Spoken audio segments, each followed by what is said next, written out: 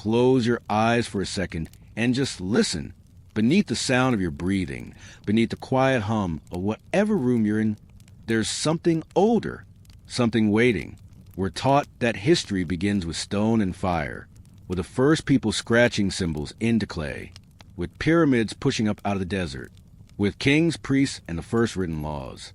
But what if everything we call a beginning is actually the middle? We grow up with a simple, clean story. First, there were small bands of hunter-gatherers wandering across the land. Then villages appeared by rivers. Temples went up. Kings ruled. Writing was invented. From there, you draw a straight line to skyscrapers, smartphones, and satellites. It feels neat, logical, reassuring, a story with a clear starting point. But under that comforting story, there's a question we almost never ask. What if the timeline is wrong? Not completely wrong, just incomplete. What if the beginning you learned in school is only the part that survived? That's the question this journey is really about. Not a lost city here or a mysterious ruin there. Something much bigger. What if human history started 100,000 years earlier than we think? Not just an unknown tribe. Not just some people we haven't found yet. But an entirely different understanding of when our story truly began. A story not written only in Mesopotamia and Egypt, but in ages so old they've been buried under ice, swallowed by oceans, and slowly erased by the patience of time itself. Take a second and really feel this number. 100,000 years. Now compare that to what we actually have on record. The oldest written texts we found, they're only about 5,000 years old. Those clay tablets from ancient Sumer, pressed with little wedge-shaped marks. The great early cities, Uruk, Thebes, Mohenjo-daro, go back maybe 5,000 to 6,000 years. Even Göbekli Tepe, that shocking site in Turkey that forced archaeologists to rethink everything, is only about 11,000 to 12,000 years old. Beyond that, silence. And in that silence, we made a very convenient assumption. We assume silence means simplicity.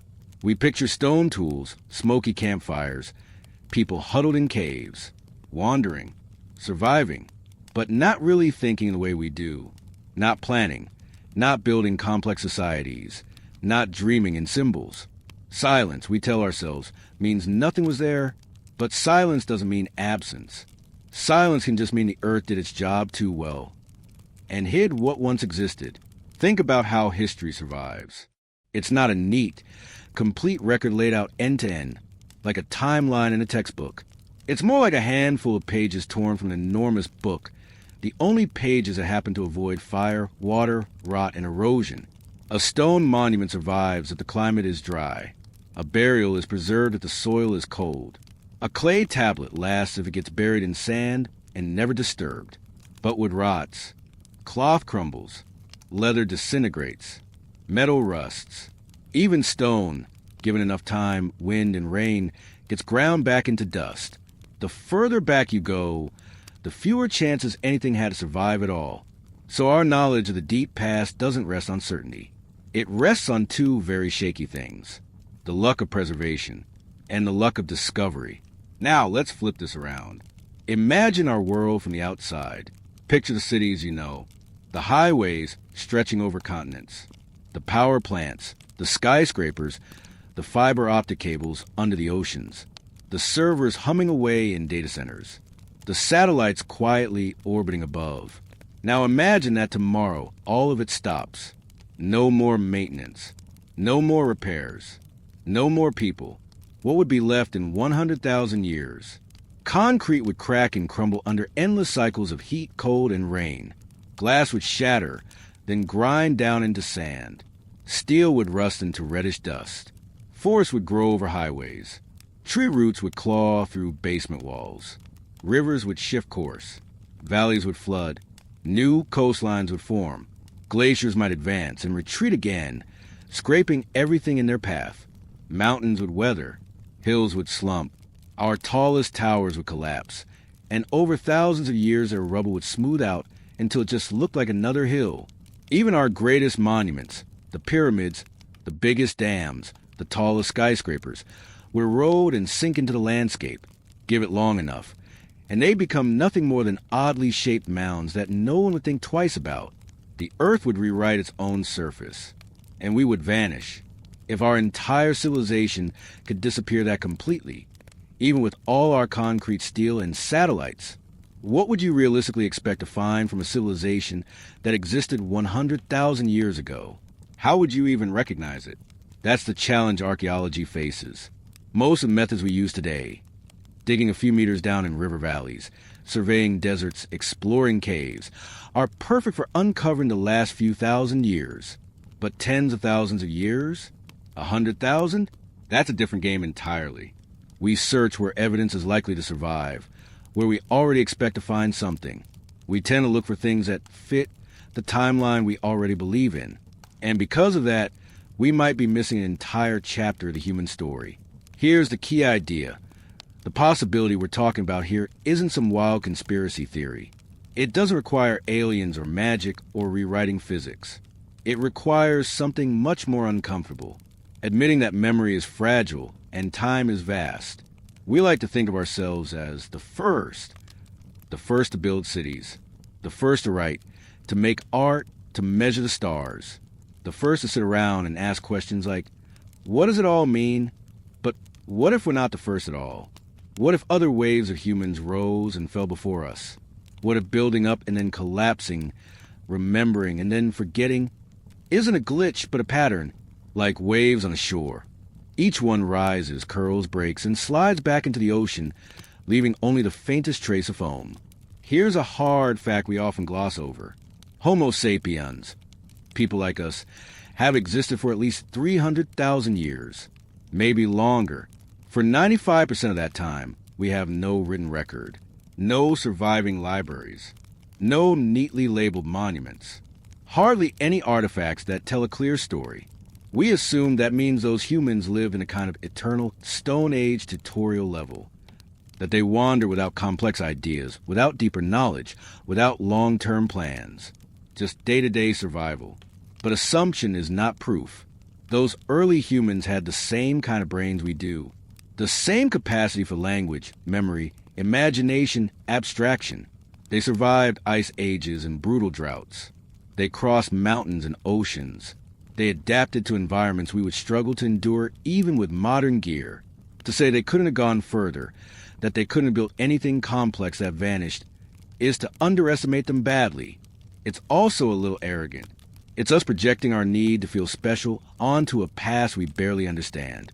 And that's why this journey doesn't begin with certainty. It begins with humility, not with a bold claim about what did happen, but with a quiet question. What might have happened in all that time we can no longer see? What if, long before Sumer carved King Lis into stone, long before Egypt stacked the first pyramid, long before the Indus Valley laid its first brick, there was another chapter? A people who thought, who built, who remembered, and then vanished so completely that the earth covered their traces, and we stop even imagining they were ever there. That's where our story begins. The earth is older than our stories, older than our memories, older than this tiny slice of time we call recorded history. Everything we know, temples, tablets, tombs, skyscrapers, is a candle flickering in a vast ocean of darkness. So when we ask, what if human history began 100,000 years earlier than we think? We're basically walking to the edge of that ocean, looking out over the black water and asking, what's under the surface? Right now, we're standing at the edge of the known, the part of the story that has pages, dates, artifacts, labels, and museums. The textbooks hand us a timeline that feels solid, like bedrock. Here's where it starts. Here's how it unfolds. But under that tidy line, the ground isn't solid at all. It shifts, it breaks, it drops away into 100, 000, 200, 000, 300,000 years of almost total silence. And inside that silence, the question waits. What lies beneath the pages we don't have? Beneath the coastlines that drown when the seas rose? Beneath the ice sheets that scrape continents clean? Beneath all the layers of soil laid down, folded, and buried over hundreds of thousands of years? The real question isn't, can we prove exactly what happened? The real question is, Are we willing to even consider what might have happened? Are we willing to follow that thread backwards into the dark, knowing we may never get neat answers? Because if the Earth has hidden a story older than everything we know, older than Sumer, older than Egypt, older than any niche civilization we recognize, then we're not at the beginning of human history. We're somewhere in the middle. So, how do we even start to approach that? We start where all real mysteries begin, with the missing pieces. There's one number you should keep in the back of your mind for the rest of this journey. It's simple, just basic math. But the implications are huge. Our species, Homo sapiens, has been around for at least 300,000 years, maybe more. Meanwhile, everything we call history, every written document, every named king, every clearly dated monument, covers about the last 10,000 to 15,000 years. Do the math. That means roughly 95% of human existence has no written record, no chronicles, no ink on parchment, no inscriptions carved into stone with dates we can plug into a timeline. 300,000 years of us. And we have clear documentation for maybe 5% of it. That's not just a gap. That's an abyss. And here's what we've done with that abyss. We've filled it with assumptions. We stand at the edge, peer into the darkness, and tell ourselves a story. Well, if we don't see cities, if we don't see big monuments, if we don't see writing, they must have been primitive, just scattered hunter-gatherers, no real complexity, no real culture, basically waiting around for civilization to finally happen around 10,000 BC. It's a comforting picture because it keeps us on top.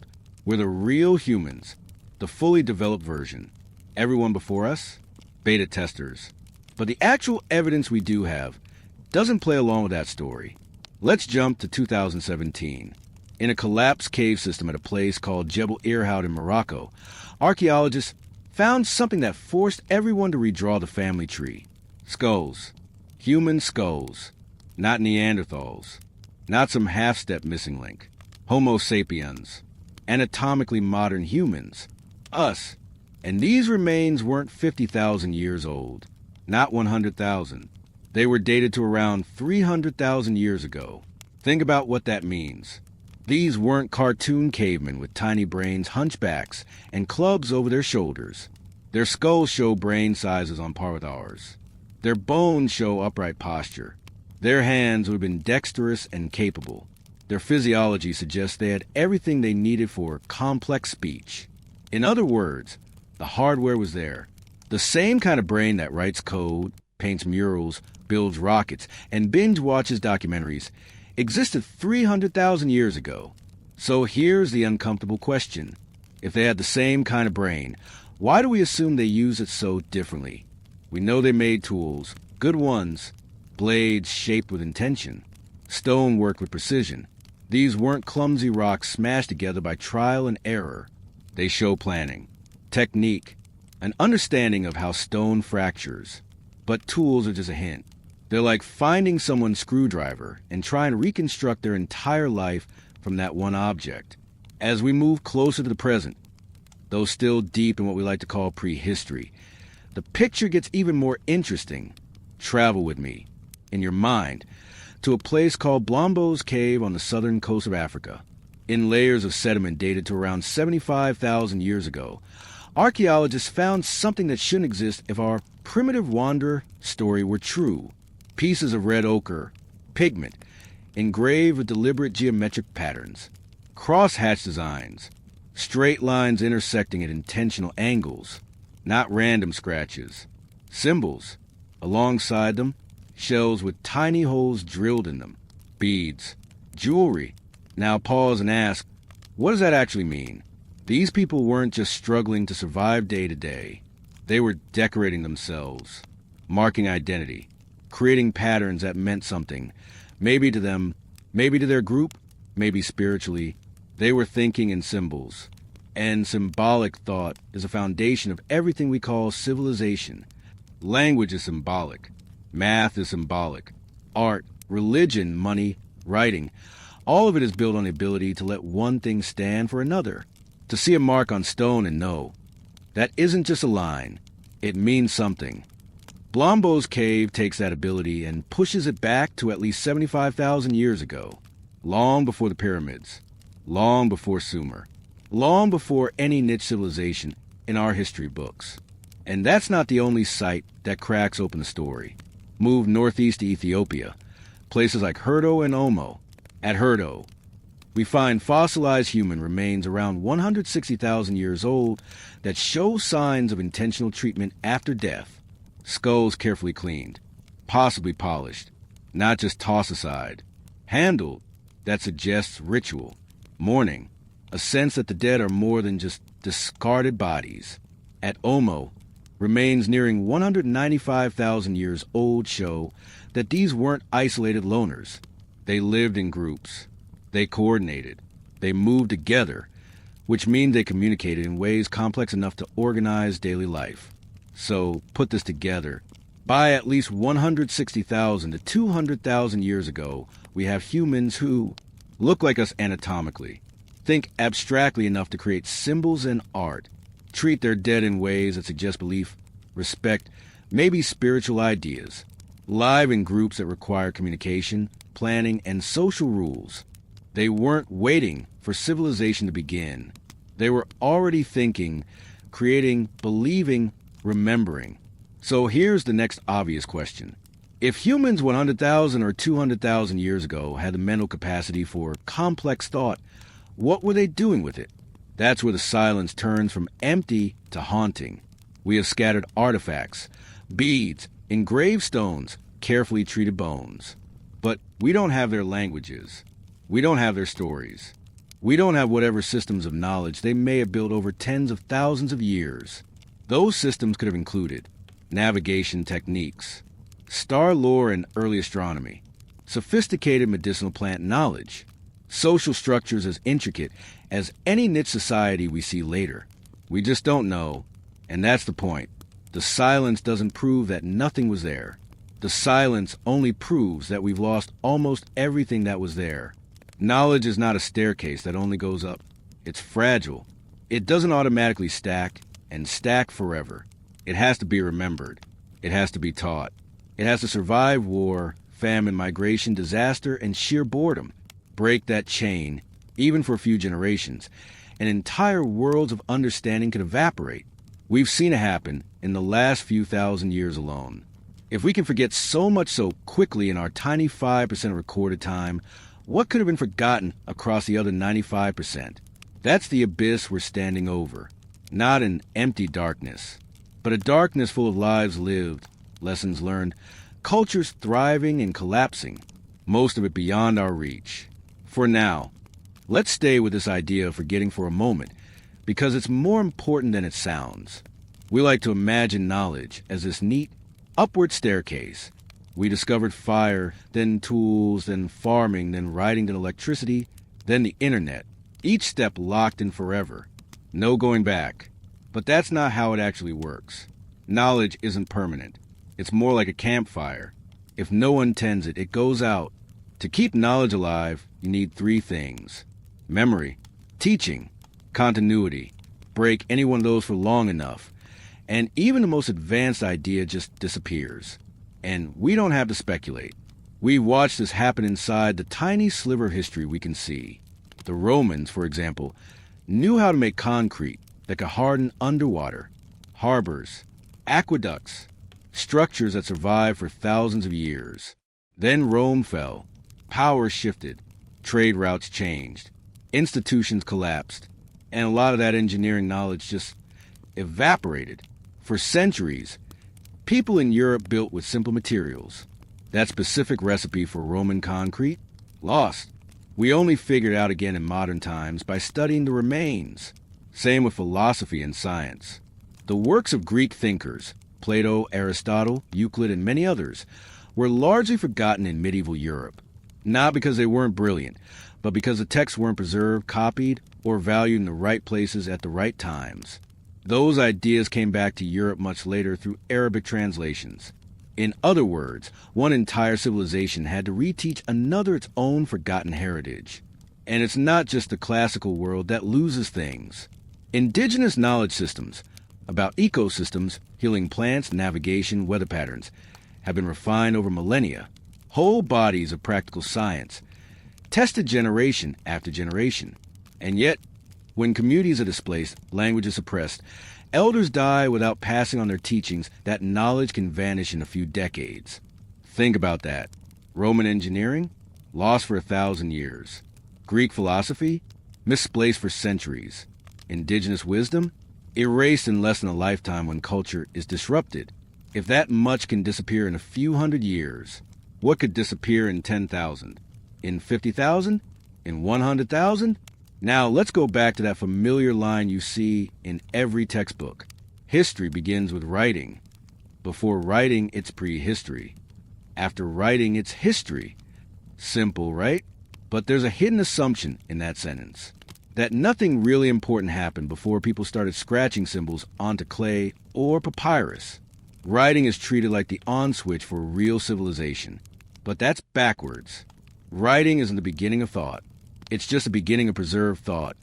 Preserved in a way we can still access. History, as we normally define it, is just a portion of human memory that got lucky enough to be stored in durable form.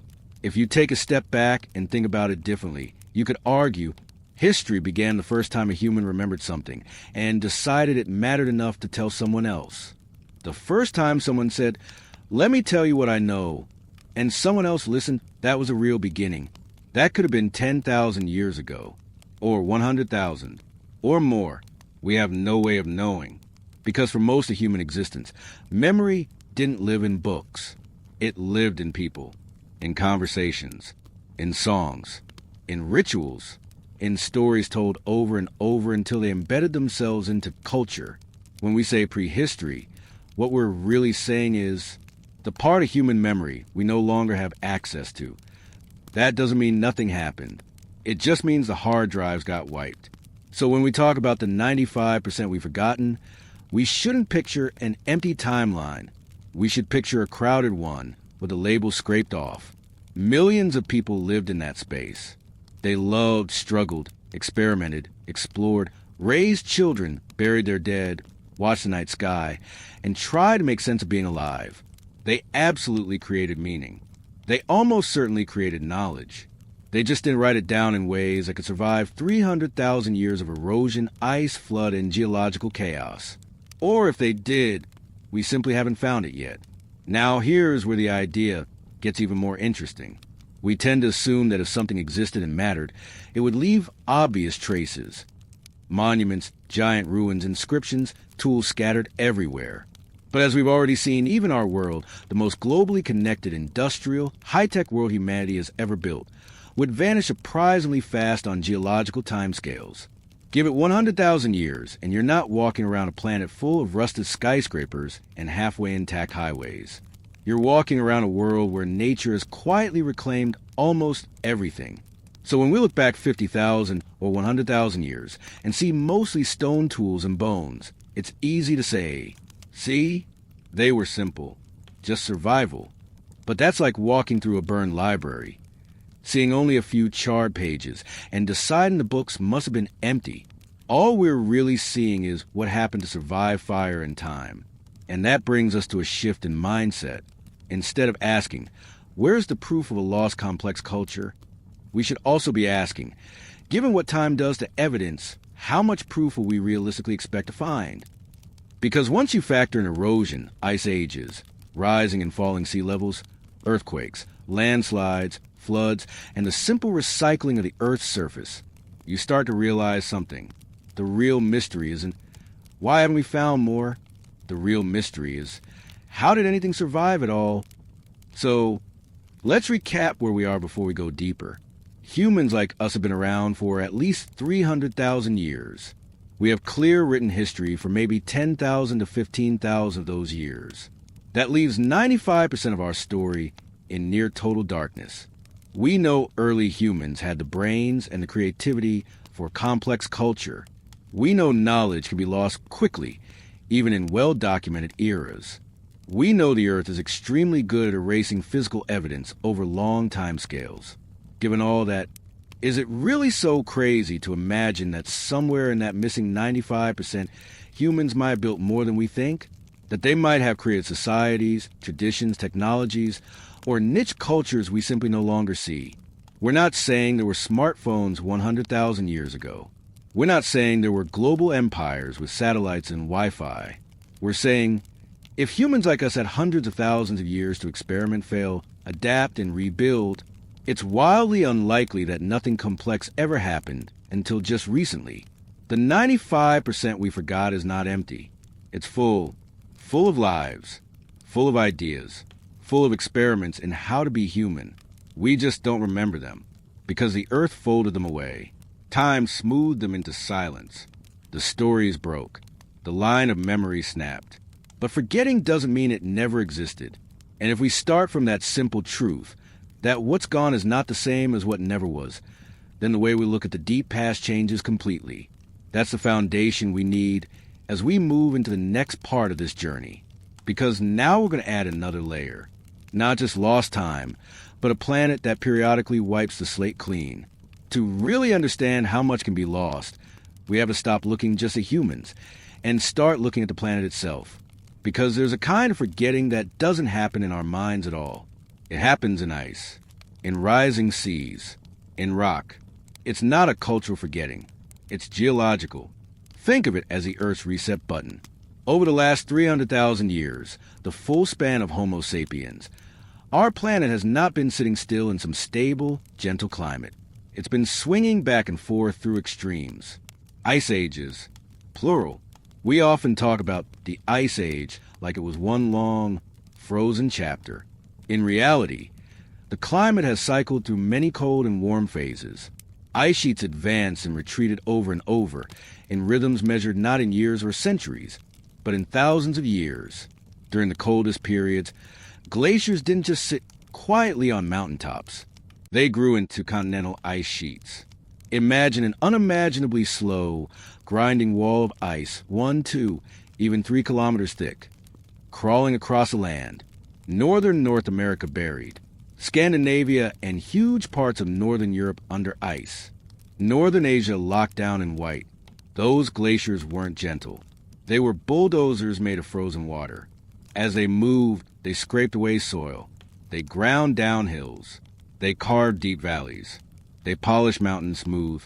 Whatever was on that land, forests, rivers, habitats, and yes, any traces of human presence, wasn't gently buried. It was erased, not burned, not forgotten metaphorically, physically wiped away, crushed into powder, and pushed aside like dust. But that's only one side of the story. When all that water froze into ice on land, it had to come from somewhere, the oceans. As ice sheets grew, sea level dropped massively.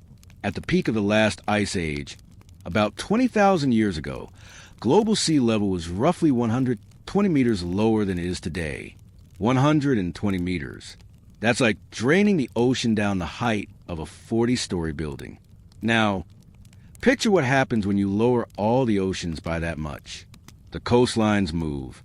Everything you think of as shoreline today, beaches, bays, river mouths, shifts.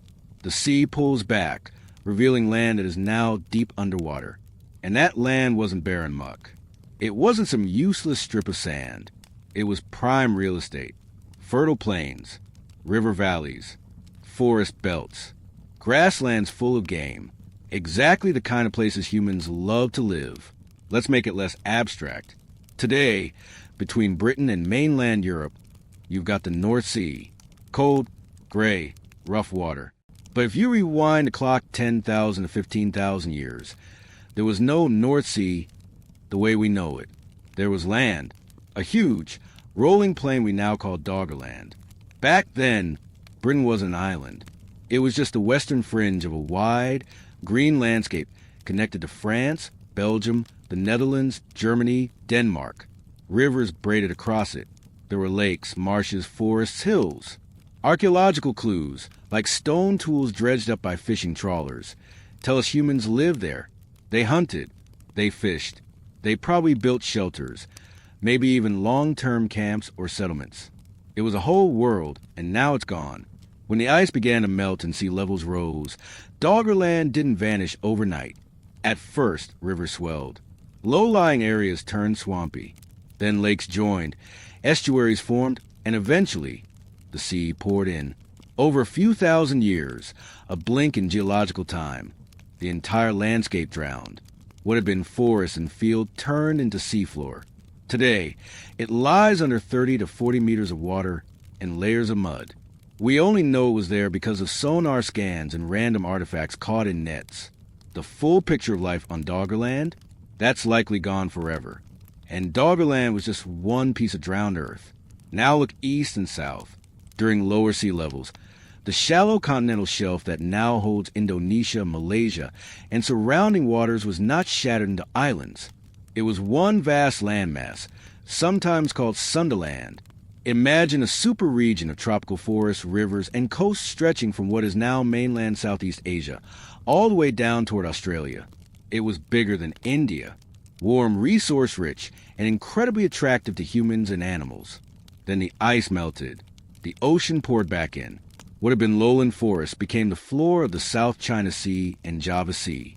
High ground broke apart into the islands we know today. Java, Sumatra, Borneo, and so on. Again, think about where humans tend to settle. Near water, near coasts, near river mouths and estuaries.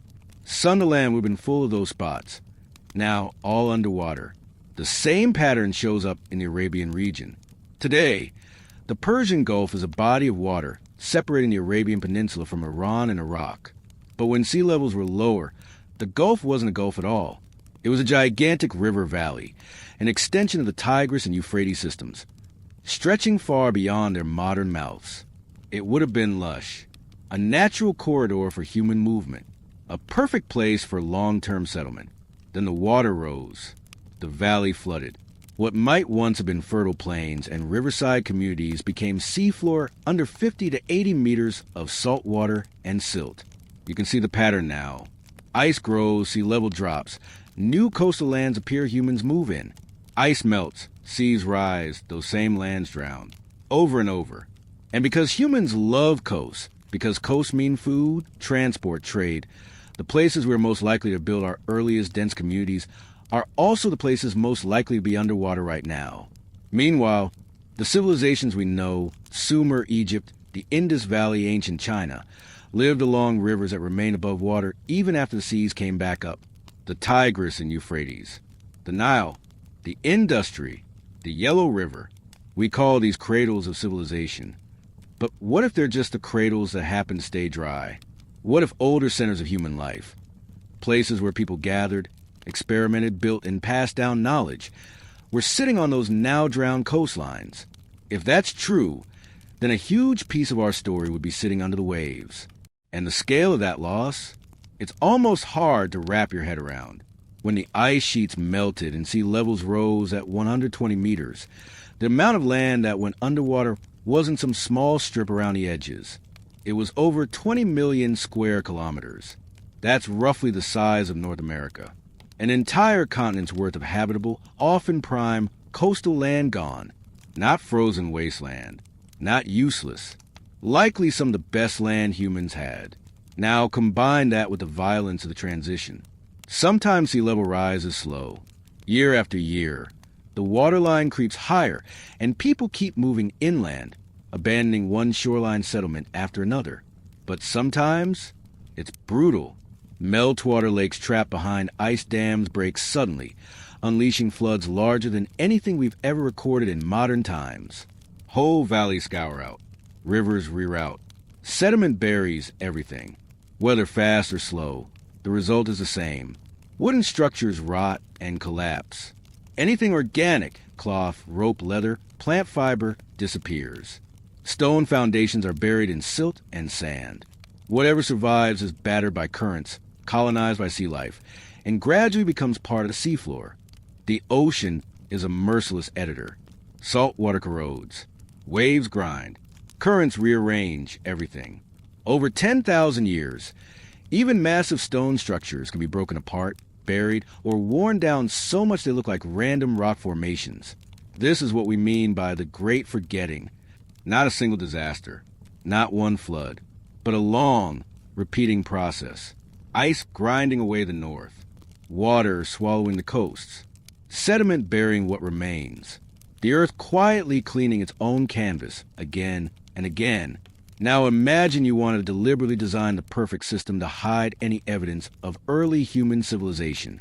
You do exactly what nature has already done. Encourage humans to build near coasts and rivers, because of course they will. Then raise sea level by 120 meters. Flood their settlements. Wait 10,000 years while the ocean tears everything apart and buries the rubble. By the time anyone comes along and starts looking, most of the pages of the story are gone. The settlements we found, the ones on highlands, in deserts, in caves, might be the lucky survivors, not the full picture. They might be the weird outliers, the less populated, less central places that just happen to be above the final waterline. The true hubs of early human life. The places where niche innovation was thickest, where trade and ideas were constantly flowing, might be lying in total darkness under hundreds of meters of water, beneath the North Sea, under the Persian Gulf, off the coast of India, Southeast Asia, and the Mediterranean. We're archaeologists trying to read a book. But most of the chapters we need are at the bottom of the ocean. So when we ask if there were earlier complex societies, were there ruins, the answer might be brutally simple. They're underwater. They're buried. They're shattered. They're fused into rock, waiting for technology we don't quite have yet, and for questions we're only just now beginning to seriously ask. In the next step of this journey, we're going to look at the few places where those drowned worlds might be brushing up against our awareness, where sonar divers and scattered discoveries hint that the coasts of the past were not empty at all. So far, we've been talking about what the oceans took from us, the coastlines that drowned, the valleys that flooded, the 20 million square kilometers of land that went under. But here's the thing. Not everything is gone. Every now and then, the past sends up a flare, a tool dragged up in a fishing net, a strange shape on a sonar scan, a stone structure where no structure should be. Little hints that the world beneath the waves wasn't empty at all. We already talked about Doggerland, the lost plain between Britain and Europe. It's not just a theory on a map. Trawlers have literally pulled up the bones of mammoths and tools shaped by human hands from that seafloor. That's the first clue. What is now ocean used to be someone's home. And Doggerland is just the beginning. Let's move south to the coast of India. In the early 2000s, researchers were doing sonar surveys in the Gulf of Kambat, off the western coast of India. They were looking for pollution data, mapping the seafloor, basically doing normal scientific work. But the sonar images showed something odd. Not random bumps, not just ridges and sandbars. Patterns, long, straight lines, right angles, rectangular shapes that look suspiciously like foundations, like streets, like the outlines of man-made structures sitting 30 to 40 meters below the surface. Naturally, people got curious. Samples were dredged up from the area. Among the silt and debris, fragments that looked worked, bits of stone that seemed to be shaped, not just broken, pieces of material that looked like pottery, and even chunks of wood. Some of that was sent for radiocarbon dating. The results? Ages in a range of roughly 7,500 to more than 9,000 years old. If that interpretation is right, that would put human activity there well before the classical Indus Valley civilization we all learn about in school. Now, to be totally clear, this site is highly controversial. The Gulf of Kambat is a nightmare for archaeologists. The water is muddy and opaque. Sediment is constantly shifting. Visibility for divers is almost zero. Getting clear video or detailed mapping is extremely difficult. Some scientists argue that the sonar images are being overinterpreted, that the structures are illusions created by the resolution limits of the gear. Others point to the straight lines and right angles and say, nature doesn't usually do that. Right now, we don't have a neat answer. We just have a handful of data points that refuse to line up with the tidy story in the textbooks. Are we looking at a genuine drowned settlement, older than any known city in the region? Or are we seeing patterns in noise, connecting dots that aren't really connected? We don't know. But the question alone tells you something important. There might be ruins out there, and studying them properly is really, really hard. Now let's travel northeast to the westernmost inhabited island of Japan, Yonaguni. About 25 meters below the water surface, divers discovered something in the 1980s that still sparks heated debates today. If you swim down to it, what you see looks strange. Huge stone blocks, sharp corners, terraces that step upward like a giant staircase, flat platforms, straight edges, and what look like ramps or roads. Some features appear to form right angles. There are grooves that resemble cut lines. There's even a sort of processional path that seems to wind up the structure as if it were meant to be walked. The whole thing has been nicknamed the Yonaguni Monument. Now, the rock it's made of is sandstone, and sandstone can fracture along neat geometric planes. That's the core argument of the skeptics. It's just geology. Weird, yes, but natural. On the other side, people point at the overall shape and say, okay, sure, rock can form straight edges. But all of this, the steps, the terraces, the pathways, piled into one place, that's a heck of a coincidence. If it's natural, it's one of the most architecture-looking natural formations on the planet. If it's artificial, it was built when that area was above sea level, more than 10,000 years ago, maybe much earlier. So which is it? We're stuck again. There are no obvious tool marks, no inscriptions, no pottery or clear artifacts embedded in the structure that scream humans were definitely here. Without those, it sits in a frustrating gray zone. Is it a temple from forgotten age? Or just an overachieving rock? We don't know. And Yonaguni isn't alone. Off the coast of Cuba, deep water sonar surveys have turned up formations on the seafloor that some have described as city-like grids, rectangular blocks, regular patterns. The depths involved would push any hypothetical construction way back before known civilizations. But again, the data is sparse. A few sonar images, a whole lot of uncertainty. Skeptics say sonar artifacts, natural geology, people seeing what they want to see. Believers say, look at the geometry. That doesn't happen by accident. Once again, we're stuck between weak evidence and big implications. Meanwhile, in shallower parts of the Mediterranean, we have less mysterious, more straightforward examples. Entire towns from classical times, Greek, Roman, Phoenician, now lie underwater. Not because of ice age sea level rise this time, but because of earthquakes, subsidence, local sea level changes. You can literally dive on streets, walls, harbors, columns lying sideways on the seafloor, streets still kind of where they were 2,000 years ago. And that alone proves a crucial point. Even cities we know existed, with written records and names and histories, can end up drowned, forgotten, and only rediscovered by accident. So imagine, if a city from 2,000 years ago can vanish under just a few meters of water and mud, what happens to a coastal settlement from 20,000 years ago, or 50,000, or 100,000, especially when it was built with wood, earth, and stone, materials that are not exactly optimized for surviving ocean currents and millennia of sediment buildup? Now add another layer of difficulty. Underwater archaeology is insanely hard. On land, you can walk, dig, map, drone scan, sift. Underwater, every one of those steps becomes 10 times slower and more expensive. You need boats, teams, specialized gear, safety protocols. You're fighting murky water, poor visibility, changing currents, shifting sand. You can only stay down for limited times.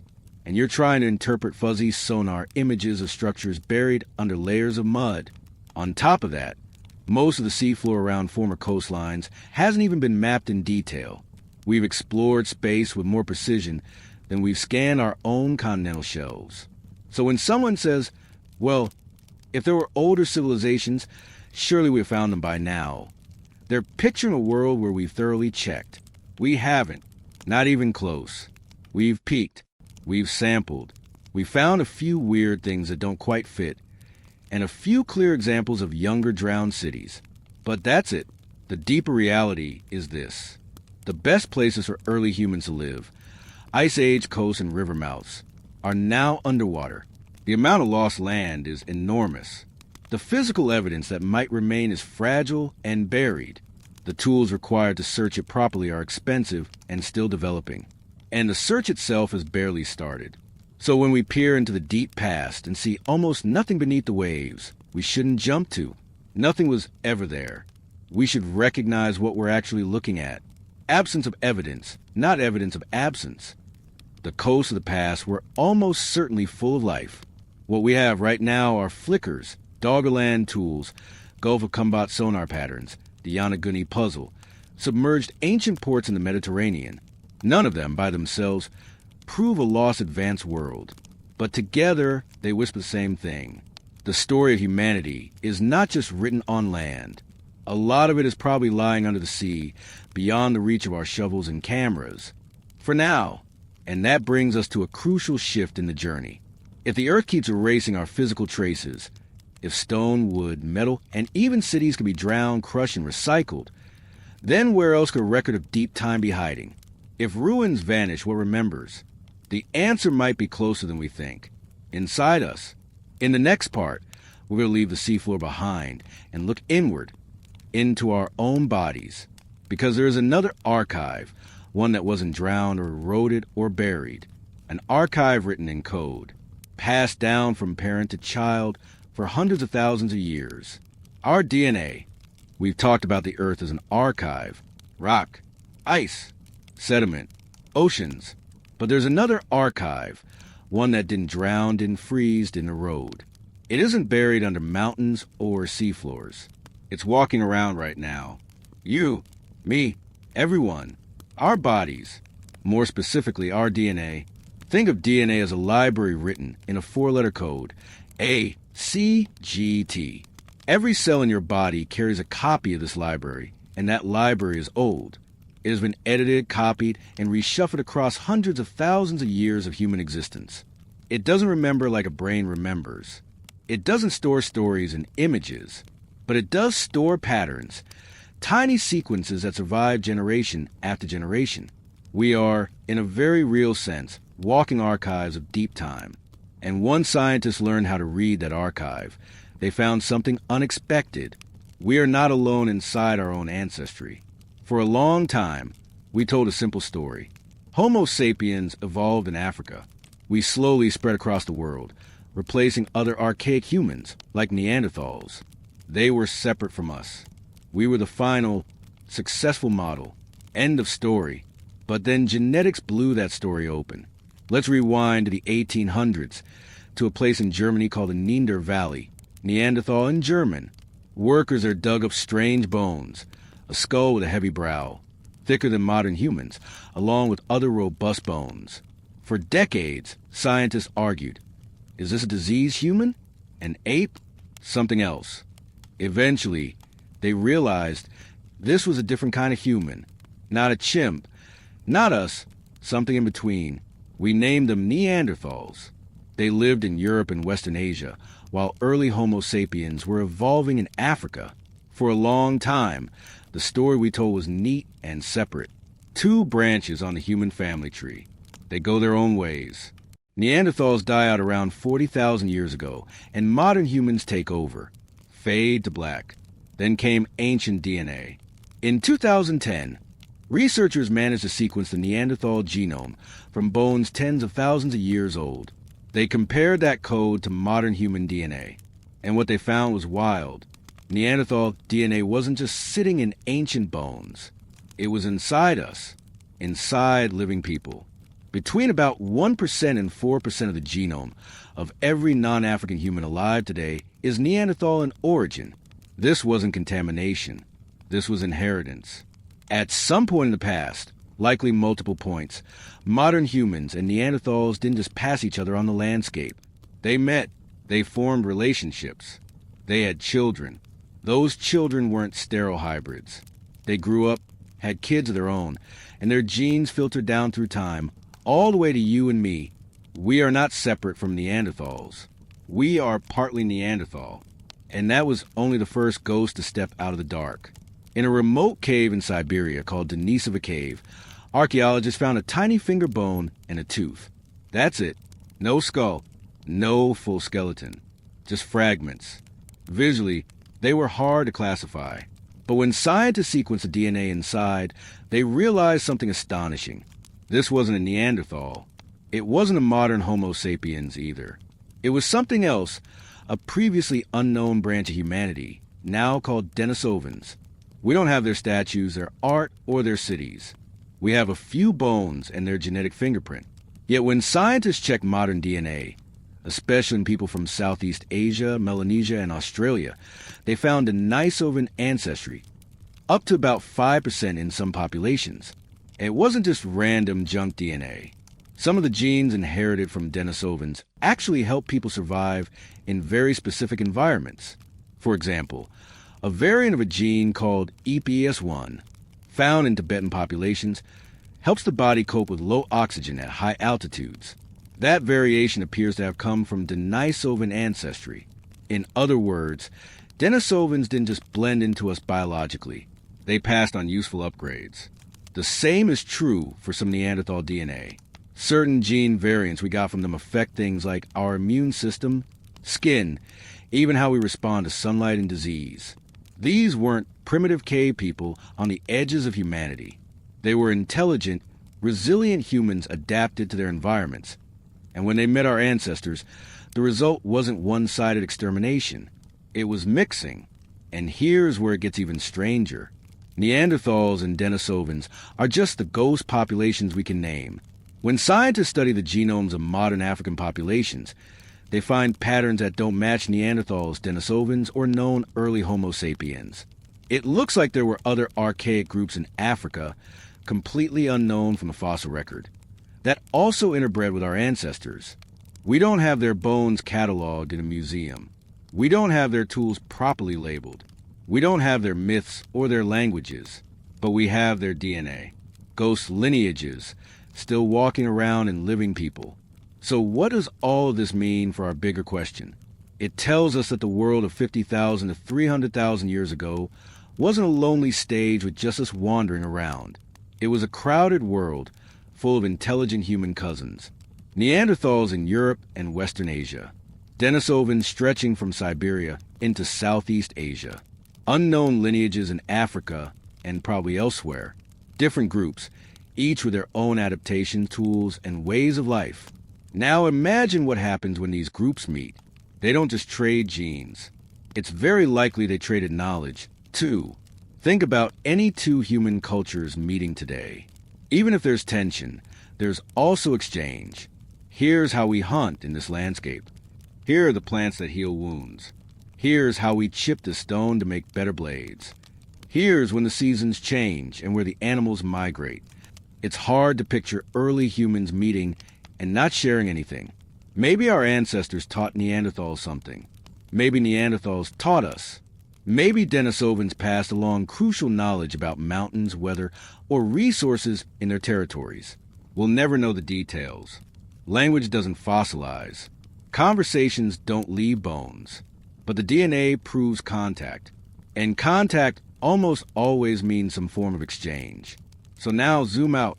Picture a world where different human species overlap across continents for tens of thousands of years. Each group experimenting, adapting, learning. Sometimes isolated, sometimes mixing. Over that long span of time, is it really impossible that some of those groups developed complex social structures, advanced niche knowledge, or even early forms of what we call civilization and then lost it? If they did, most of the physical traces would be gone by now. But their people might not be. If a culture collapses through climate shifts, disease, catastrophe, or slow decline, but its people survive and join other groups, their genes keep going even when their language, art, and traditions vanish. Genetics can't tell us if someone built city. It can't show us rituals or songs or engineering tricks. But it can tell us this. We are not the clean, pure end product of a single straight line. We are a braid. Homo sapiens, Neanderthals, Denisovans, unknown African lineages, maybe others we haven't even detected yet.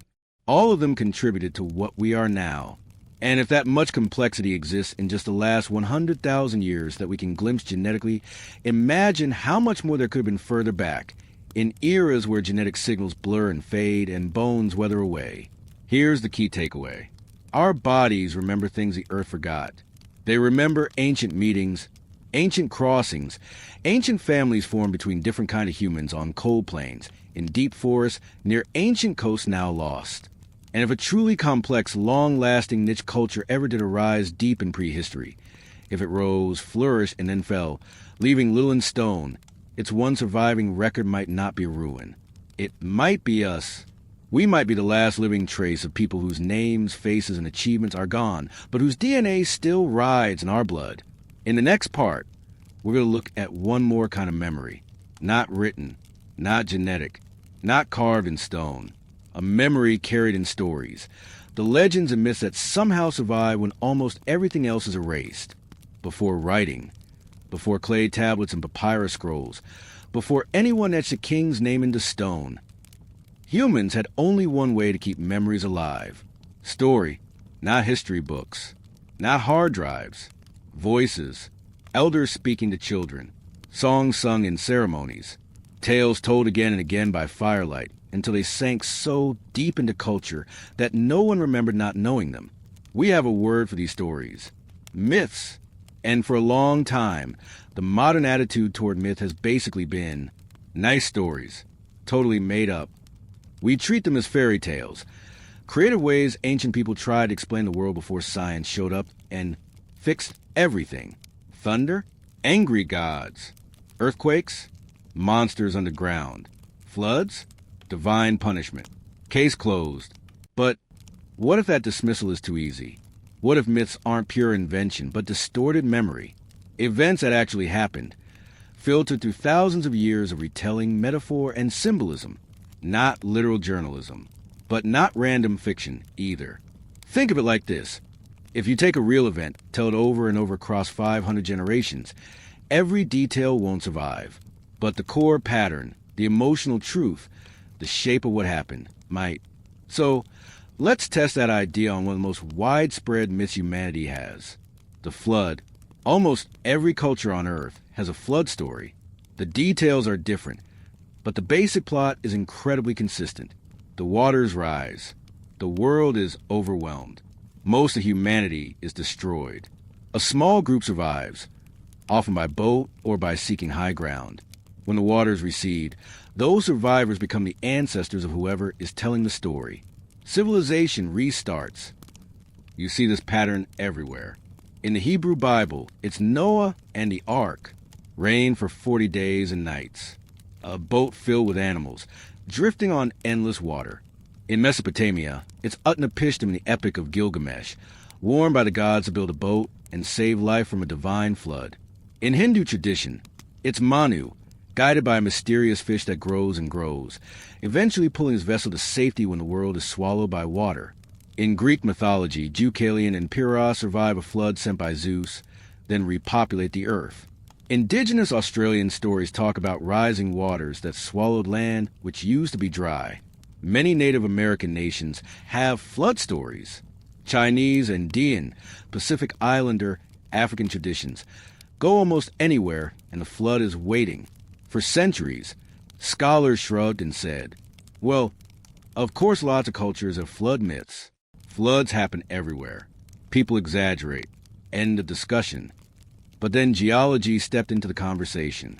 We now know that at the end of the last ice age, roughly 12,000 years ago, the planet went through dramatic climate upheavals. Massive ice sheets melted. Sea levels didn't just creep up, they sometimes surged. Glacial lakes held back by ice dams burst and flooded huge regions in catastrophic pulses. Coastlines that had been stable for thousands of years were suddenly underwater. River valleys turned into bays. Islands vanished. Whole landscapes changed. To the people living there, this was an abstract, Holocene transition. It was the end of the world. Imagine growing up in a community that has lived for generations in a fertile coastal plain. You know the rivers, the fishing spots, the seasons. Then, within a few human lifetimes, the sea keeps coming. Farther inland every decade. Camps get moved. Villages are abandoned. Forest paths end at cliffs where the land broke away. One day, a storm hits and doesn't just flood the beach. It wipes out everything. You'd tell that story. You'd pass it on. not with dates and charts, but with images, water rising, land disappearing, a few survivors clinging to life as everything they know goes under. That is exactly what a flood myth looks like. And this isn't just speculation.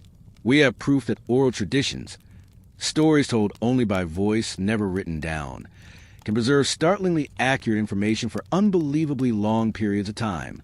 Let's go back to Australia. Aboriginal cultures there have some of the oldest continuous cultural traditions on Earth. Many of their stories describe landscapes, coastline, and islands as they were thousands of years ago. Stories say things like, "We used to walk to that island before the sea came in," or "This bay was once dry land with forests and rivers." For a long time, people wrote those off as symbolic or vague. Then researchers compared those stories with geological reconstructions of ancient coastlines and found that some of the described landscapes had actually existed above water, 7,000 to 10,000 years ago. In other words, the stories have preserved real geographical information from the end of the last ice age. No writing, no maps, just memory successfully carried across hundreds of generations. That should make us pause. If oral tradition can transmit accurate details for 7,000 to 10,000 years, then the idea that flood myths might be distorted memories of real post-ice age flooding is not crazy at all. It's likely. Now push that idea further. If stories can survive 10,000 years, could echoes survive 15,000? 20,000? We don't know where the absolute limit is. But suddenly, it's no longer absurd to ask whether some of our oldest myths might carry faint traces of a world that existed near the very edge of what we usually call history. And flood stories aren't the only recurring theme. Many cultures also talk about a lost golden age, a time before the present age when humans were closer to the gods or the cosmos. Life was more harmonious. Knowledge was greater.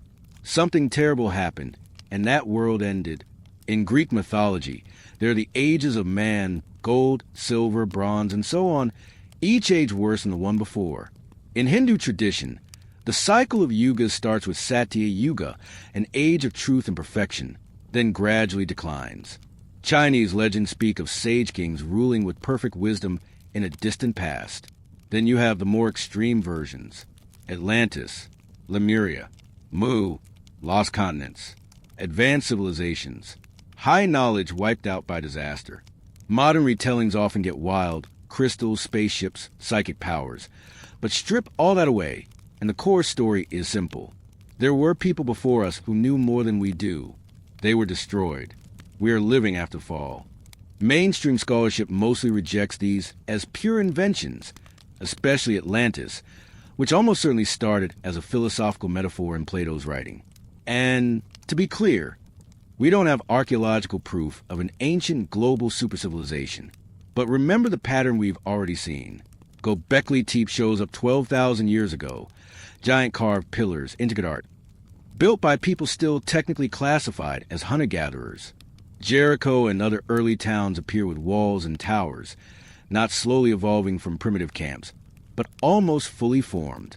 Entire ancient coastlines that would have been prime territory are now underwater and barely explored. Our DNA shows we shared the planet in genes with other intelligent human lineages for tens of thousands of years.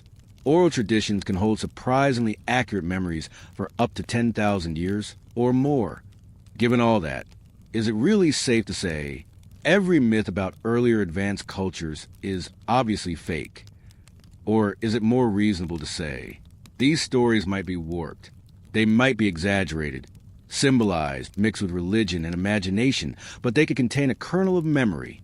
Maybe not Atlantis exactly as Plato described it.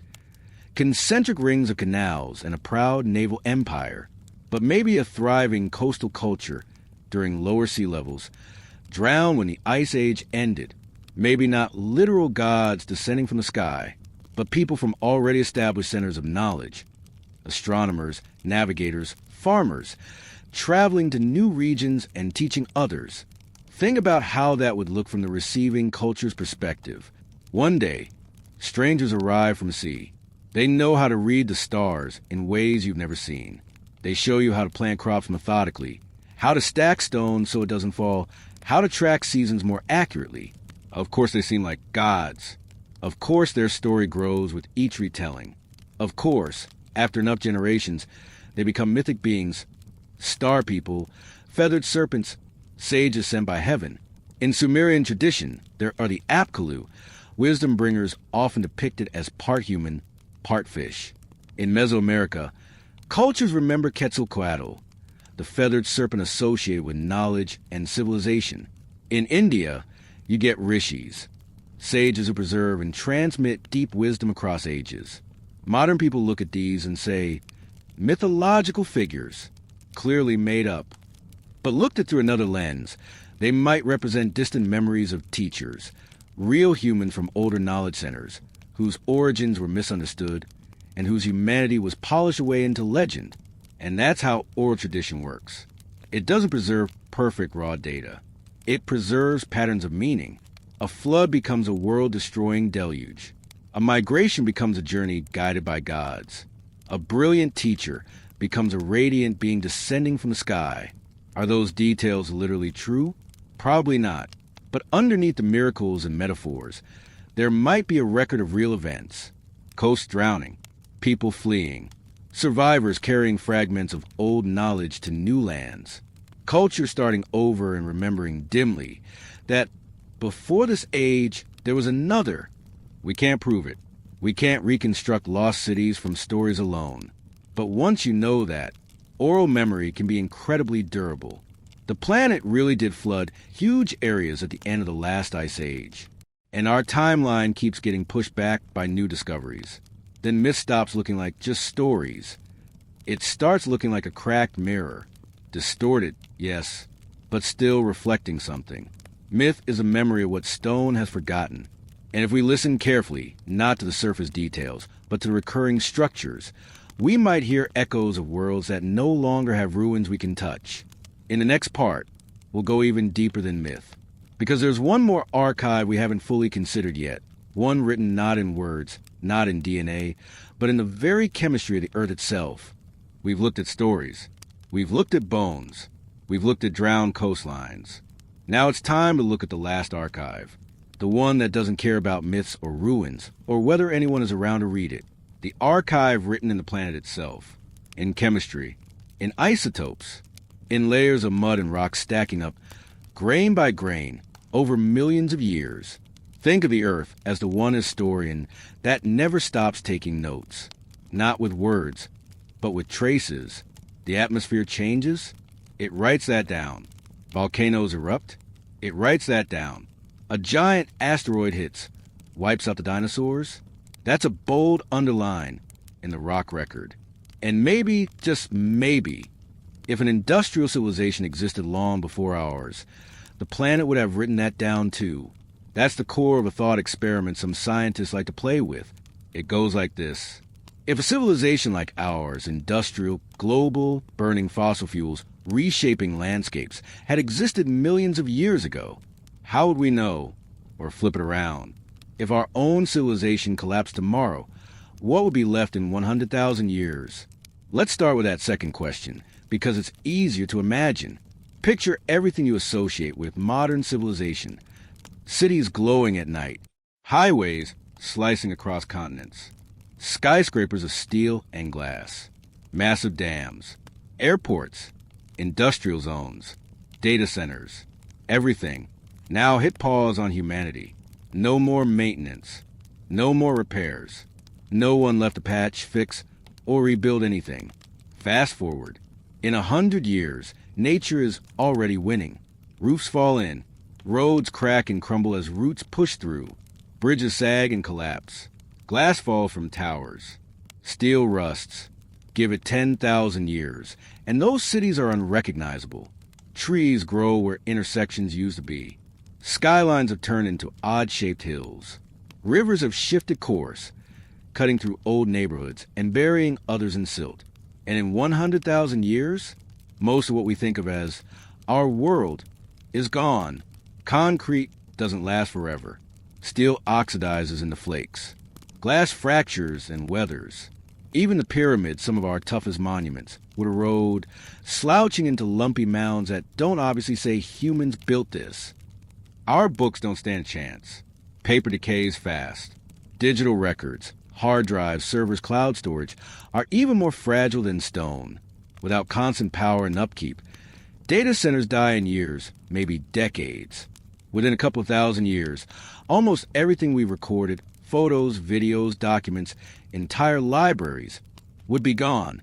So if some future intelligence came along in 100,000 years and tried to reconstruct us from what's visibly left, good luck. But here's the catch. While buildings and gadgets and roads vanish, the chemistry doesn't. Every time we burn fossil fuels, coal, oil, gas, we're taking carbon that was locked away underground and releasing it into the air. That carbon has a distinct isotopic signature. Basically, a chemical accent that doesn't match normal background levels. It changes the ratio of carbon-12 to carbon-13 in the atmosphere, and that ratio gets recorded in things like sediments and ice. Our industrial age is creating a sharp, unnatural spike in that signal. Same with our nuclear toys. Every nuclear bomb test we've done, every accident, every reactor leak, has released radioactive isotopes into the air, water, and soil, things like plutonium-239 and cesium-137. These isotopes don't just vanish. They decay at known rates. Traces of them end up locked in layers of sediment and ice that can last hundreds of thousands of years. Add to that the weird stuff we make in labs, synthetic chemicals, plastics, pesticides, industrial compounds. Many of these are molecules that don't exist in nature at all. Over time, plastic bottles and bags break into smaller and smaller fragments, eventually becoming microplastics that get embedded in sediments, dropped on the seafloor, mixed into soils. If some future geologist drilled down into a core rock that formed during our era, they'd find strange carbon ratios, unnatural radionuclides, synthetic molecules, odd distributions of certain metals, and rare earth elements. Microplastic bits trapped in the sediment. To them, that layer would look weird, like the planet suddenly went off script for a while. That's the key. Even if every skyscraper fell and every server farm dissolved, the planet would still remember us in its own language, the language of chemistry. Now bring the original question back. If an industrial civilization, a niche, tech-capable culture, had existed long before us, would it leave the same kind of fingerprints? Not necessarily identical. They might not have discovered nuclear fission. They might not have used fossil fuels the way we do. Their technology could have been very different. But anything that reaches industrial scale, mass energy use, large-scale mining synthetic materials, would likely leave some kind of chemical trace. Maybe unusual metal deposits where they mined and refined. Maybe a strange spike in atmospheric gases from burning something as fuel. Maybe synthetic compounds locked into sediments. The signals might be subtle. They might be easy to mistake for natural anomalies. But in principle, they'd be there. That brings us to the uncomfortable part.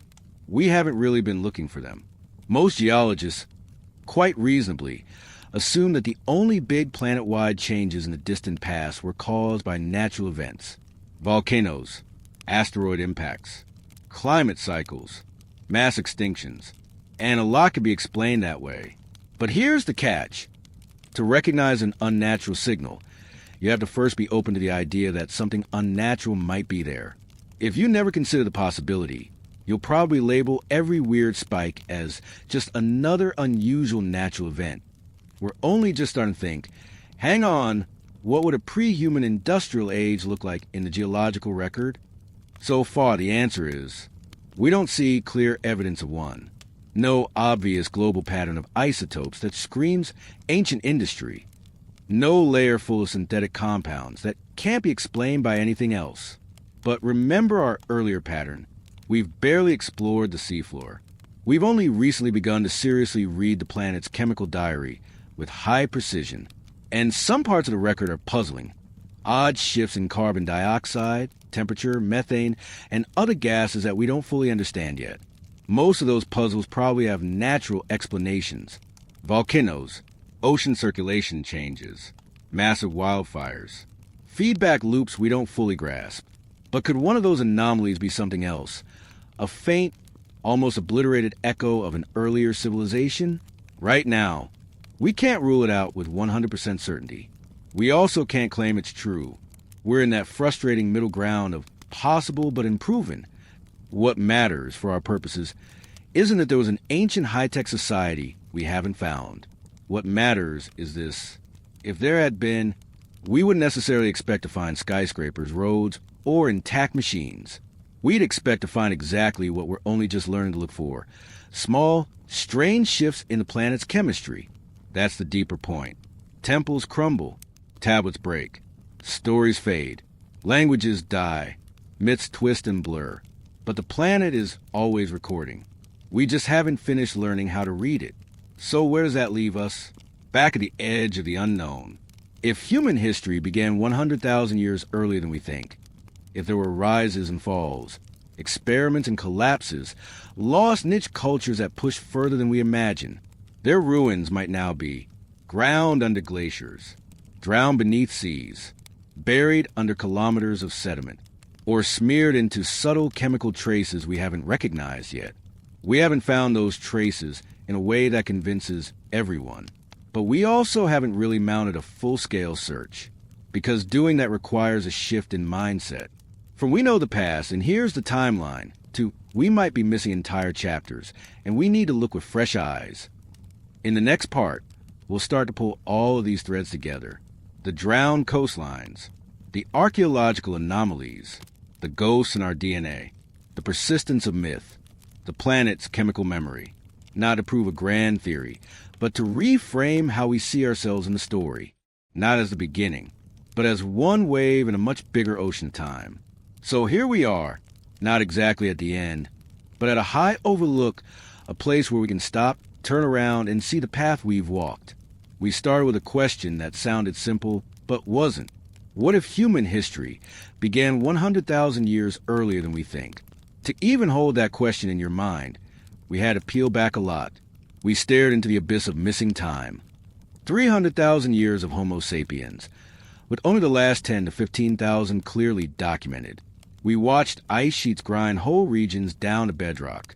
We watched oceans swallow 20 million square kilometers of coastlines, the very places humans love to live.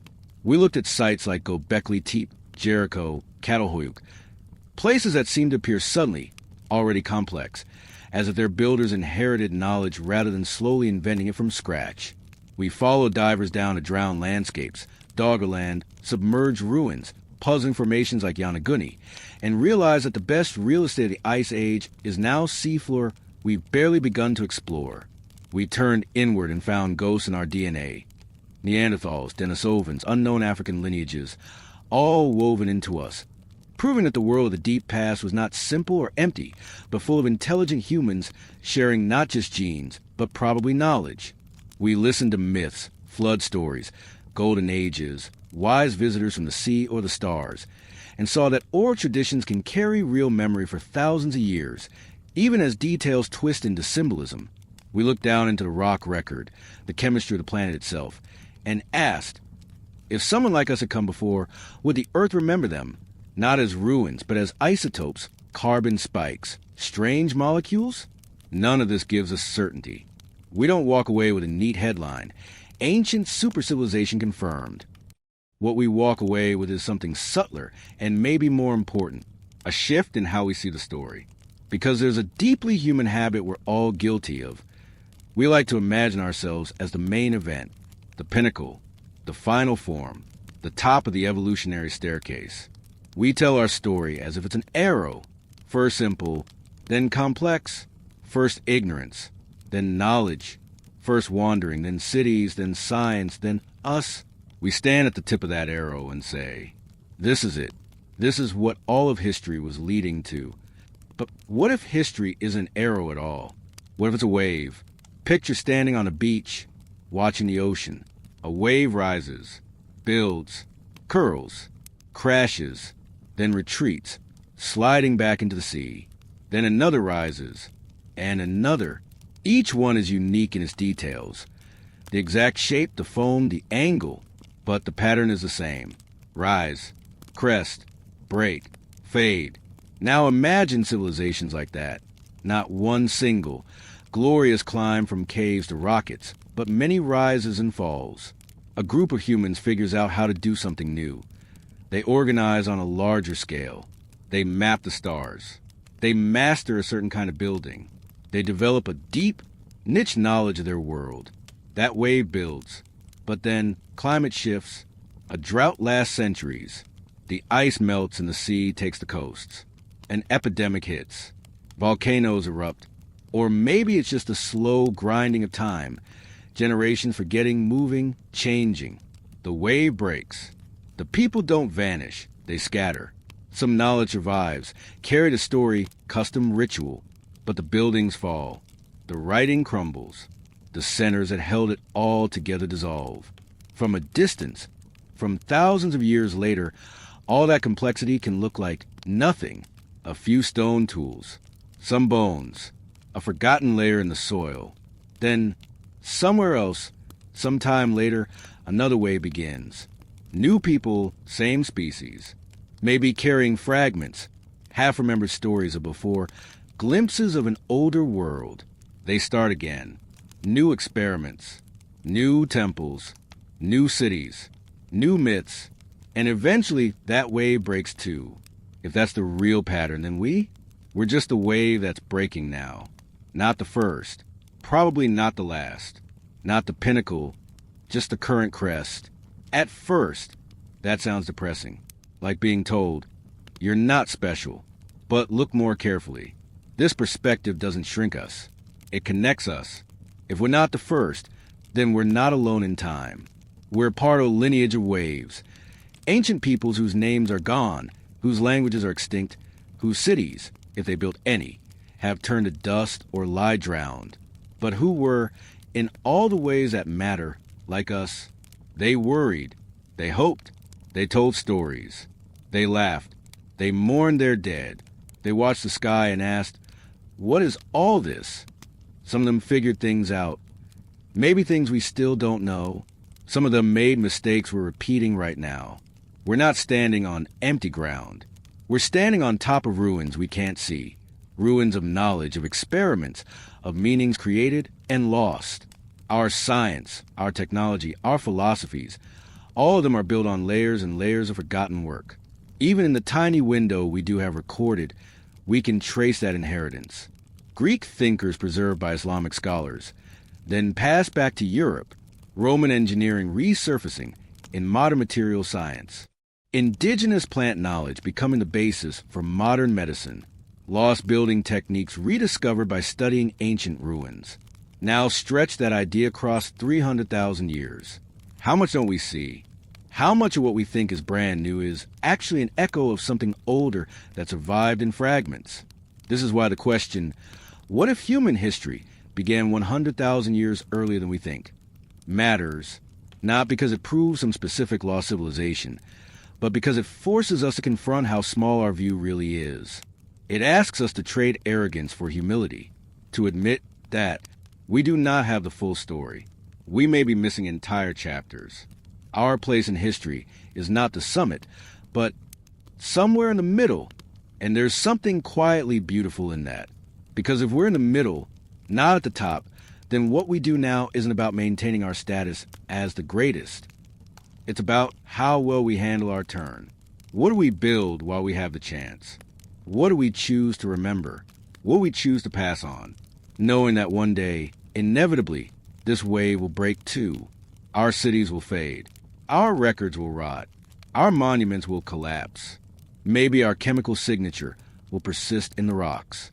Maybe a few ruins will survive on high ground. Maybe some myths about the age of machines will echo in the oral stories of whoever comes after. But one thing is certain. We will not be remembered the way we remember ourselves now. And that's okay, because the point of a wave is not to last forever.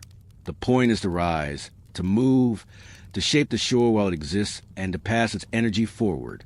We're the living edge of a process that started long before writing, long before stone cities, long before any of the names we know. If human history really began 100,000 years earlier than we think, or even if it simply could have, then our role isn't to be the final chapter. It's to be a good chapter, to learn as much as we can, to cause as little unnecessary harm as possible, to preserve what matters in forms that have a chance of outliving us. Stories, principles, perhaps even signals in the rock and sky, to leave something worth inheriting, even if we never meet the inheritors. In the next part, we'll bring all the way home. We'll stand at that metaphorical shoreline, at the edge of night, just before sunrise, and look at our world with this new perspective, not as the beginning, not as the end, but as one bright, brief wave in an ocean of time. So let's go back to that image. You're standing on a shoreline. Behind you, night. Ahead of you, a horizon that's just beginning to glow. We like to think of sunrise as a moment, this dramatic instant when the sun suddenly pops over the edge of the world. But that's not really how it works. Long before we see the sun itself, the sky is already changing. The upper atmosphere starts catching light, while the ground is still dark. Shades of deep blue, then purple, then pink and gold creeping long before that sharp circle of fire appears. By the time we say, "Look, the sun is rising," the sunrise has technically been happening for hours. That's us. We like to point at the last 5,000 years. Sumer, Egypt, the Indus Valley, China, Greece, Rome, up to the scientific revolution and the digital age, and say, "Here, this is where history begins. This is a dawn." But what if we're just stepping outside halfway through the sunrise? What if the light has been slowly building for tens of thousands of years, through unremembered experiments, forgotten societies, lost niche cultures, and we just happen to be the ones standing here now, watching as it gets bright enough to finally see clearly? Our mistake is thinking that visibility equals beginning. We see pyramids, so we say, "This is where it started." We see writing, so we say, "This is when people finally began thinking in a way that matters." But the evidence we walked through says otherwise. Symbolic art at least 75,000 years ago. Ritual treatment of the dead 160,000 years ago. Modern brains 300,000 years ago. Advanced stone tool techniques spreading across continents 100,000 plus years ago. Genetic mixing between different human lineages. Drowned coastlines that would have supported rich, complex communities. That's not midnight. That's dawn, happening in slow motion. We're just a generation that came along when the light feels bright enough to name things. Civilization, history, science, technology. But we're not the moment the sun first touches the horizon. We're somewhere in the middle of a long, slow sunrise. And when you really let that sink in, something shifts. You stop asking, "Are we the first?" You start asking, "How do we handle our little slice of light?" Because that's what this really comes down to. All the talk about lost time, drowned lands, ghost genes, myths, and isotopes isn't just trivia. It's a mirror. It forces us to look at ourselves and ask, if waves of humans rose and fell before us, if knowledge has been built and broken, remembered and forgotten again and again over 300,000 years, then what makes our wave different? We like to assume the answer is technology. We have rockets. We have global communication. We have satellites, AI, nuclear power, genetic engineering. We can literally watch our planet from orbit. We can decode DNA. We can replay voices from a century ago. We can peer billions of light years into the cosmos. That is different. We've clearly done something new, but we've also done something else. We've gained the ability to end our own story. Earlier waves of humanity were at the mercy of climate, volcanoes, disease, and chance. We still are, but we've added new risks of our own designing. Nuclear arsenals, ecosystem collapse, runaway climate shifts we trigger ourselves, technologies we barely understand but already deploy at scale. We're the first known civilization that can see its own fragility from the outside. We can look at ice cores and say, "Wow, climate can flip faster than we thought." We can look at fossils and say, "Wow, mass extinctions have happened before." We can look at our own weapons and say, "Wow, we actually have the capacity to erase our own cities in an afternoon." We stand at the crest of a wave with just enough self-awareness to realize this could break badly. But here's the hopeful side of that same realization. We're also the first wave we know that might consciously choose to shape how it breaks. We can see the pattern of rise and fall. We can see what forgetting costs us. We can see how fragile knowledge really is. And knowing that, we get to decide. Do we treat ourselves like the inevitable pinnacle of history and behave like nothing could ever truly undo us? Or do we see ourselves as one chapter in a much longer book and act like caretakers rather than conquerors? Because if history isn't an arrow but rhythm, then our job isn't to win the story. It's to tend the fire while it's in our care, to carry the torch through our stretch of darkness and pass it on as best we can, knowing full well. One day, our monuments will be sand. Our servers will be dust. Our languages will be strange artifacts someone else struggles to decipher. If anyone's around to decipher them at all, that's not doom. That's context. It means the value of what we're doing now isn't in whether it lasts forever. It's in what it makes possible next. Imagine, far in the future, another wave rising after a major collapse. Whether that collapse is our fault, nature's fault, or just time doing what time does. Maybe they don't know our names. Maybe they don't know we ever existed. But maybe they know how not to destroy their climate, because some principle survived. They know cooperation works better than endless war, because that lesson embedded in their stories. They know how to tap energy cleanly, because a few designs or concepts made it through the bottleneck. Maybe they inherit not our skyscrapers, but our hard-earned insights. They don't need to remember us for us to have mattered. We matter because of the thread we add to the tapestry, because of the shape we give the wave.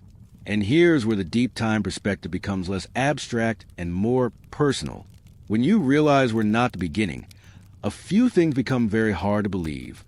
That everything important started with your generation. That your country, your culture, your moment is the obvious center of the universe. That progress is guaranteed and irreversible. Instead, a quieter truth starts to emerge. We are temporary. We are fragile.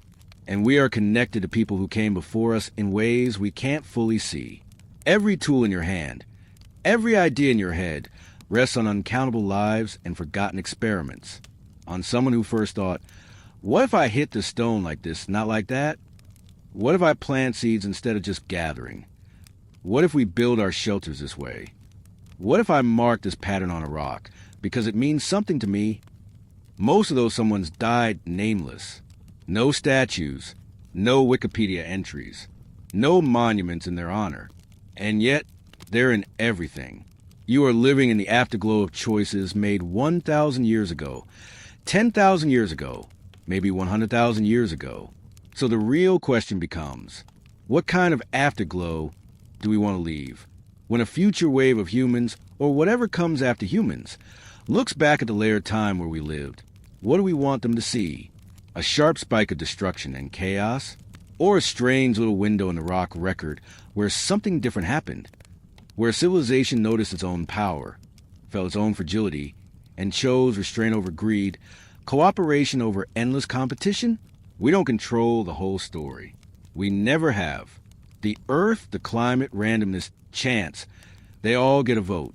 But inside the small circle of influence we do have, the deep past offers us a gift, perspective, knowing that we're not the first to walk this planet, knowing that we're not the inevitable peak of some perfect ladder, knowing that others have probably risen and fallen, built and lost, loved and forgotten, makes our time both smaller and more precious.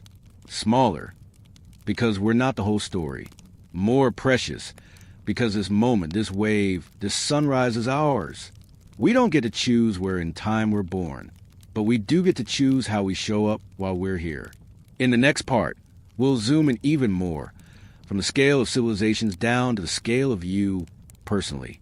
Because once you really accept that we're living in the middle of a long sunrise, not at the beginning of everything, it changes what it means to be alive right now. Let's bring this all the way in.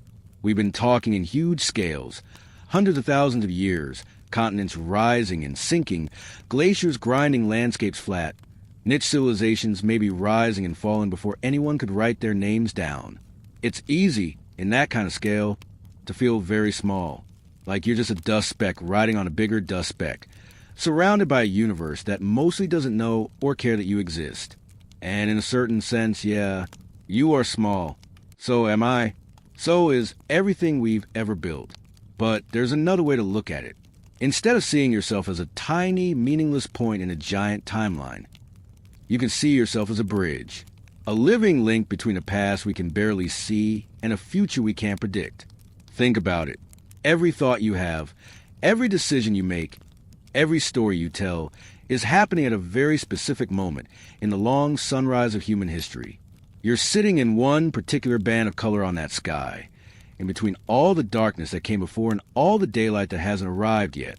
That makes you small, yes, but it also makes you positioned, placed. You are standing in the middle of the story with a view in both directions. Behind you, 300,000 years of humans surviving, adapting, experimenting, unknown cultures building things and losing them, generations handing down tools, ideas, myths, and memories, many of which you still carry in altered form without even realizing it. In front of you, generations who will inherit whatever we leave behind. Maybe our ruins, maybe our mistakes, maybe our hard-won wisdom, maybe nothing at all if we're not careful. And right now, in this thin slice of time, you get to choose how you handle that position. You don't control the ice ages.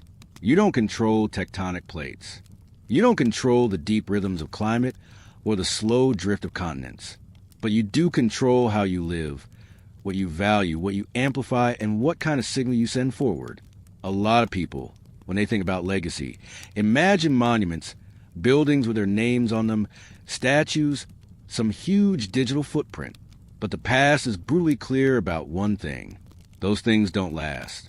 If you build for eternity in stone, the planet will eventually laugh and turn it back into sand. But some things do travel surprisingly far. Knowledge, values, stories, ways of treating other people. Those don't always show up in a rock record, but they travel in us, in culture, in behavior, in the choices that become habits that become traditions. Think about someone from 50,000 years ago, sitting at the edge of fire, teaching a child how to read the night sky. Maybe they didn't know the exact physics of planets and stars, but they knew the patterns, when certain stars rose, when seasons shifted, when animals migrated. That knowledge might have been passed down for thousands of years, changing shape as it went, eventually feeding into navigation, agriculture, ritual, early astronomy. By the time it reaches us, we don't remember that original teacher at the fire. We don't know their name or face. We just know that at some point, humans learned to pay attention. That's the kind of legacy that actually survives deep time. Not a plaque, a practice. And that's something you can affect right now in your own tiny corner of the world. You don't have to think on a 100,000-year scale every day. Honestly, your brain will short-circuit if you try. But you can let that scale quietly shape the questions you ask yourself. If I'm part of a wave, not the whole ocean, how do I want this wave to behave? What am I passing forward? Through my work, my relationships, my art, my attention? Am I adding to the great forgetting or pushing, even a little, toward remembering? Remember the forces that erase so much before us. Ice, water, time, neglect, catastrophe. We can't stop all of those, but we can stop adding to them in reckless ways. When you zoom way out, some choices look painfully petty. Fighting over resources while we burn the only atmosphere we have. Clinging to rigid, destructive systems because that's how it's done, even as the data screams that those systems aren't sustainable. Treating the planet like a disposable backdrop instead of the only stage we're going to get. In a 5-year frame, those choices can seem normal, even rational. In a 500-year frame, they look suicidal. In a 100,000-year frame, they look absurd. The deep past perspective doesn't give you a detailed action plan. It gives you a sense of proportion. And proportion is powerful. It reminds you that you're not the first one to face uncertainty. You're not the first one to live through rapid change. You're not the first one to wonder if everything is about to fall apart. Our ancestors went through ice ages, megadroughts, collapsed ecosystems, migrations across entire continents.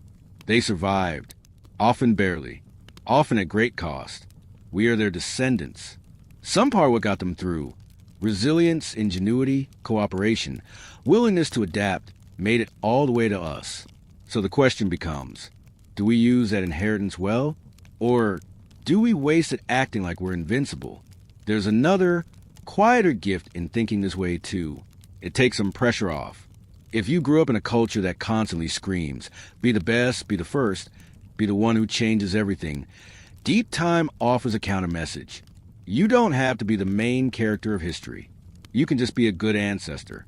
You can contribute something small but real, helping build systems that are a little more humane, a little more stable, preserving knowledge that would otherwise be lost, telling stories that matter, that carry empathy and curiosity instead of fear and hatred, choosing work, whether in a high-tech niche or something far simpler, that leaves your little corner of the world more functional than you found it. Those things don't always feel glamorous. They don't always look like world-changing achievements. But step outside your lifetime and look down from 10,000 years up. What matters more in that view? One more flashy monument? Or countless quiet actions that made collapse less likely and continuity more possible? You'll never see the full impact of the best things you do. That's just how time works.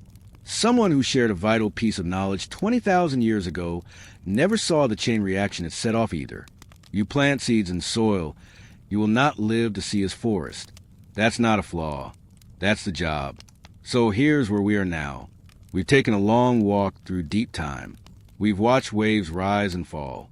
We've seen how much can be forgotten, and how much, against all odds, still finds a way to endure. Now we're standing back in our own moment, in our own bodies, in our own lives. The sea of the past is behind us. The sea of the future is in front of us. The wave we're riding is right under our feet. In the final part of this journey, we're going to do one last thing. We're going to turn that entire perspective, the ice, the oceans, the myths, the DNA, the chemistry of the earth, into a single, simple realization. If human history began long before we think, then we are not the beginning. We are the continuation. And that comes with responsibility and a chance worth staying awake for. So let's stand here together in this moment. You, me, a planet that has been circling the sun for over 4.5 billion years. A species, our species, that has been here for at least 300,000 of those. And a story we've only been writing down for maybe the last 5,000. We began this whole journey with a question. What if human history began 100,000 years earlier than we think? Now, after everything we've talked about, let's ask it one last time. Not as a wild what if, but as a lens. Because we're not really just asking about old dates and missing ruins. We're asking something deeper. Who are we if we're not the beginning? We've seen that 95% of human existence has no written record. We've watched ice sheets bulldoze entire landscapes. We watch seas rise and swallow millions of square kilometers of prime coastal land. We've seen that the oldest sites we can find, Göbekli Tepe, Jericho, Catalhoyuk, already look strangely advanced, like echoes of something older.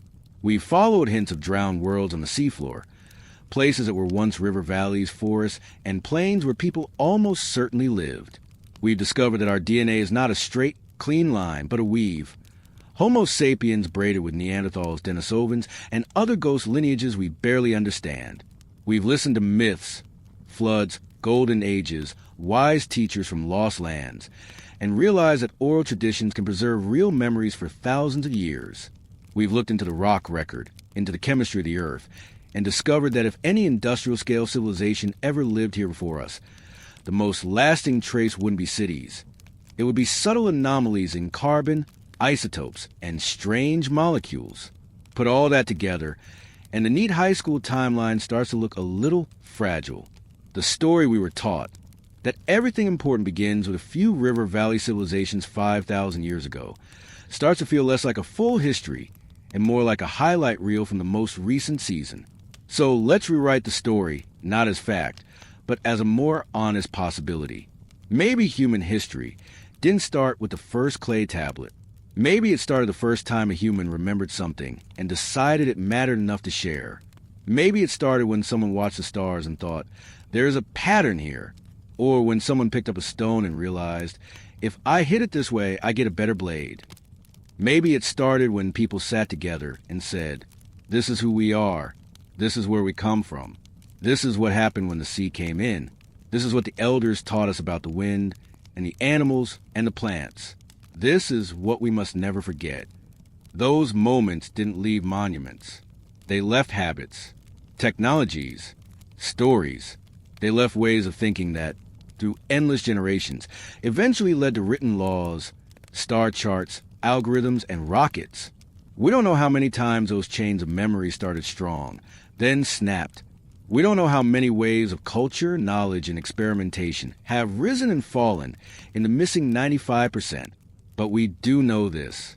Whatever survived, whatever made it through ice ages, migrations, extinctions, and the great forgetting, eventually ended up in us, in our genes, in our cultures, in our stories, in the tools and ideas we take for granted. We are not standing on bare rock. We are standing on a mountain of invisible inheritance. And here's the twist. So will the people who come after us.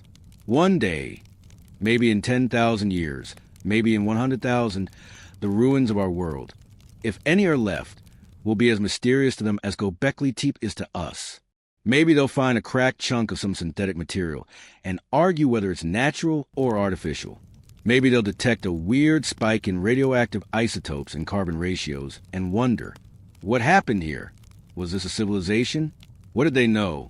Why did their world change so fast? They might not know our names. They might not know our languages. They might never read these words. But they will live in the consequences of what we did while we were here. This is the real weight of seeing ourselves as a continuation instead of beginning.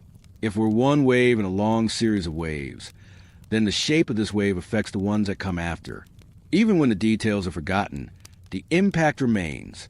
You don't have to believe in some specific lost high-tech civilization to see the value of this perspective. All you have to accept is something very simple. We don't know everything that happened before us.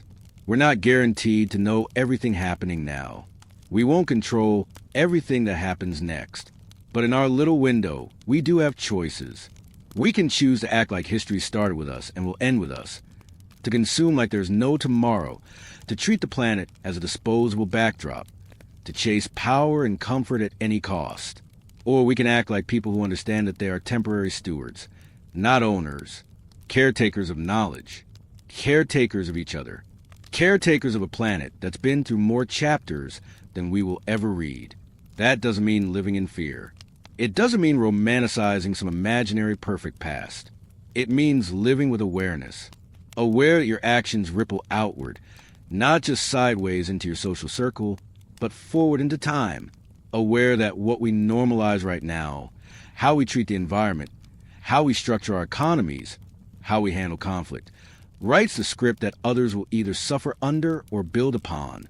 If human history began 100,000 years earlier than we think, then we are not exceptional because we exist. Every age thinks it's exceptional simply because it's now.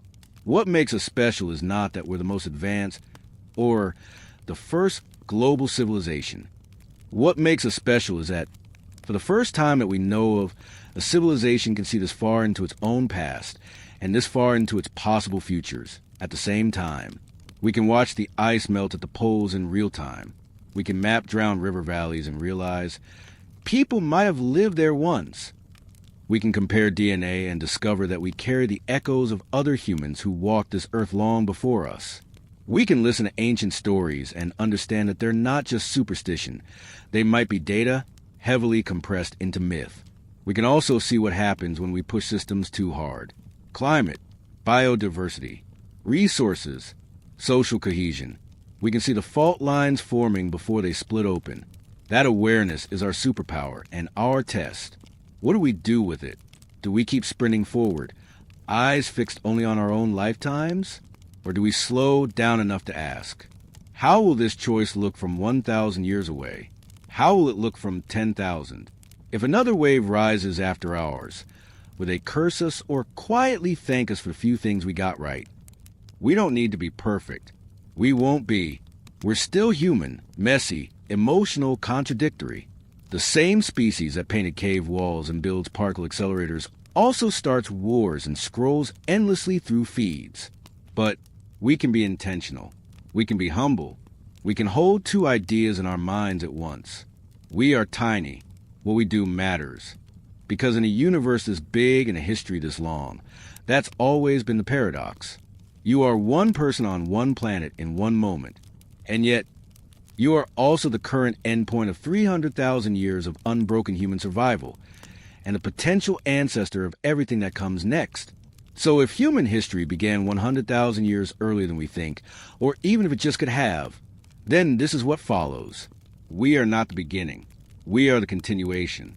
And that might be the most powerful, grounding, and hopeful way to see ourselves. Not as the first light, not as the last, but as part of a long sunrise, carrying forward whatever brightness we can, for as long as we can, before the next wave takes its turn.